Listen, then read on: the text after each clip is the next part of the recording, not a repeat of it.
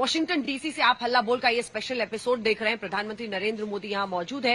मुलाकात उनकी आज होनी है कमला हैरिस वाइस प्रेसिडेंट से, लेकिन इससे पहले जरा यहां की सुबह का नजारा आपको दिखा देते हैं, क्योंकि बारिश हल्की जरूर हो रही है, लेकिन ये आपको यहां का नजारा देखने से नहीं रोक सकती है। और ये तस्वीर देखिए सुबह के, जिसे कहा जा सकता है विश्व के सबसे शक्तिशाली जगहों में से एक, क्योंकि इसी विलर्ड होटल के ठीक दाई तरफ जब आप आगे बढ़ते हैं तो आपको व्हाइट हाउस भी मिलता है, जहां पर राष्ट्रपति हैं। और किस तरह के सुरक्षा के इंतजाम है आज सुबह भी आपको दिखा दें, क्योंकि देखिए सीक्रेट सर्विस के लोग यहां पर मौजूद हैं।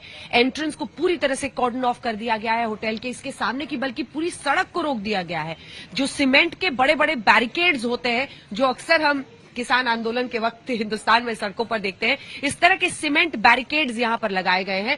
और इस तरफ भी दिखा दीजिए एक बार, आज की सुबह भी चूंकि प्रधानमंत्री यहां पर पहुंच चुके हैं, और एक बार फिर वो जो ट्रक्स हमने आपको पहले भी दिखाया था, सड़क के दोनों तरफ ऐसे ही ट्रक्स लगा दिए गए हैं ताकि कोई भी सड़क किनारे यहां पर होटल के बगल में अपनी कार को पार्क नहीं कर सके। तो सीक्रेट सर्विस, और एक बार इधर फिर से दिखा दीजिए, सीक्रेट सर्विस उनके कपड़ों पर भी लिखा हुआ है, उनके जो जैकेट्स है उस पर लिखा हुआ है, और ये सभी सुरक्षा के इंतजाम यहां पर करे हुए हैं। और ऐसे ही लोग, ये तो फ्रंट साइड है होटल का, ऐसा ही पीछे की तरफ भी है।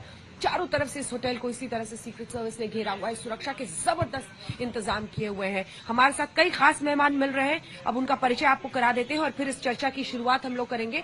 ये हमारे साथ सुधांशु त्रिवेदी जी, राष्ट्रीय प्रवक्ता भारतीय जनता पार्टी के जुड़ गए हैं। गुरदीप सप्पल साहब, प्रवक्ता कांग्रेस पार्टी के। जेड तरार साहब, जो कि प्रवक्ता है यूएस स्टेट डिपार्टमेंट के, वो हमारे साथ खास मेहमान जुड़ रहे हैं। संजय पुरी, इंडस्ट्रियलिस्ट, हमारे साथ वॉशिंगटन डीसी से जुड़ रहे हैं। मनीषा सिंह हमारे साथ American foreign policy council board of advisers की है, वो जुड़ रही है। इसी के साथ जसदीप सिंह साहब, ट्रंप सपोर्टर, पिछले दिन भी हमारे साथ थे। अजय जैन भुटोरिया, बाइडेन सपोर्टर, वो भी हमारे साथ है, क्योंकि यहाँ की राजनीति का पूरा रंग सामने आता ही नहीं है जब तक आप ट्रंप वर्सेस बाइडेन, जो अलग अलग विचारधाराओं की एक जंग है, उसको सामने नहीं रखते हैं।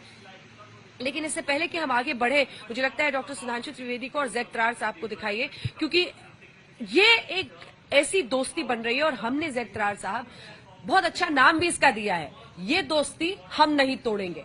अर्थ ये है कि चाहे वो एक वक्त पर ट्रंप सरकार के साथ था या फिर आज जो बाइडेन के साथ, रिश्ता अमेरिका और इंडिया का है, और वो आगे की तरफ बढ़ रहा है और जबरदस्त स्पीड में इस वक्त बढ़ रहा है। जेड साहब जी बिल्कुल, जनाब आपने बिल्कुल ठीक कहा है कि अगर आप राष्ट्रपति बाइडेन का कहना सुने, ख़ास तौर पर अगर हम उनके यूएन जनरल असेंबली के स्पीच को अगर करीब से देखें, तो वहाँ राष्ट्रपति बाइडेन ने कहा कि इस वक्त हमारी राजनीति में 3 प्रायोरिटीज़ हैं। पहले तो ये है कि हमने कोविड-19 को काबू में रखना है, उसको हटाना है, ये तो ज़ाहिरी बात है। और इसलिए राष्ट्रपति बाइडेन ने एक नया वादा किया है कि अब अमेरिका 50 करोड़ अधिक कोविड-19 वैक्सीन दुनिया में बांटेगी। यानी कि इस वक्त 1 बिलियन से भी अधिक हमने कोविड-19 वैक्सीन को रखे। दूसरी चीज़ ये है कि हम जानते हैं कि अब मौका है और वक्त आ गया है कि हम क्लाइमेट चेंज को भी काबू में रखें, क्योंकि अगर हमने इस दौरान अपने वादों को पूरा नहीं किया, अगर हमने एम्बिशियस टारगेट को नहीं बनाया, तो आने वाले दिनों में इंतहाई मुश्किल होगा। और तीसरी बात यह है कि हम चाहते हैं कि ये जो रूल्स बेस्ड ऑर्डर से जो हम इस पिछले 50 साल से हम देख रहे हैं, उसको हमने सुरक्षित में रखना है। तो अगर आप इन 3 प्रायोरिटीज़ को देखें, तो हर एक प्रायोरिटी का इंडिया के साथ भी बहुत जुड़ा हुआ है। यानी कि अगर आपने कोविड-19 वैक्सीन को बांटने हैं, उसको बनाने हैं क्वाड के ज़रिए, तो इंडिया शामिल है। अगर आप ने ग्रीन एनर्जी से अपनी बिजली हासिल करना है, तो इंडिया भी आता है इसमें, क्योंकि इंडिया का शायद दुनिया भर में one of the top solar panel producers हैं। और जी, अगर हमने रूल्स बेस्ड ऑर्डर के बारे में बात करना है और एक स्पष्ट इंडो पैसिफिक को यकीनी बनाना है, तो इंडिया का भी किरदार है इसमें।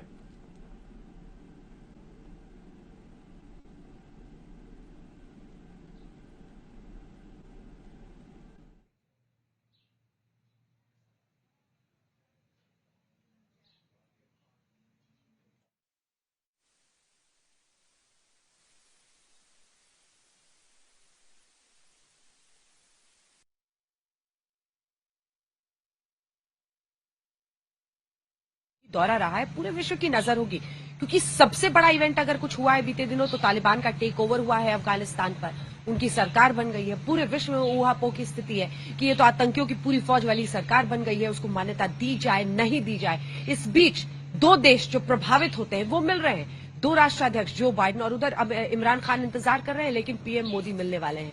क्या कुछ समझे और किस तरह से इसे देखा जाए?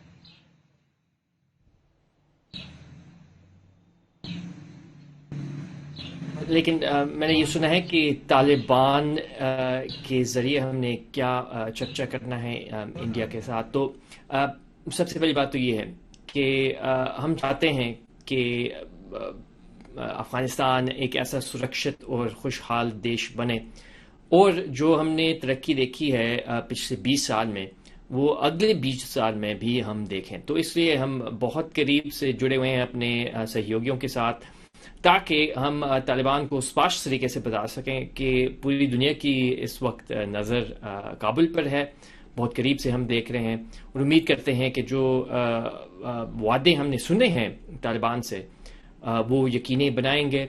और सिर्फ हम नहीं बल्कि यूएन सिक्योरिटी काउंसिल भी इसमें शामिल हैं, और यूएन जनरल असेंबली में भी हम इस पर चर्चा कर रहे हैं।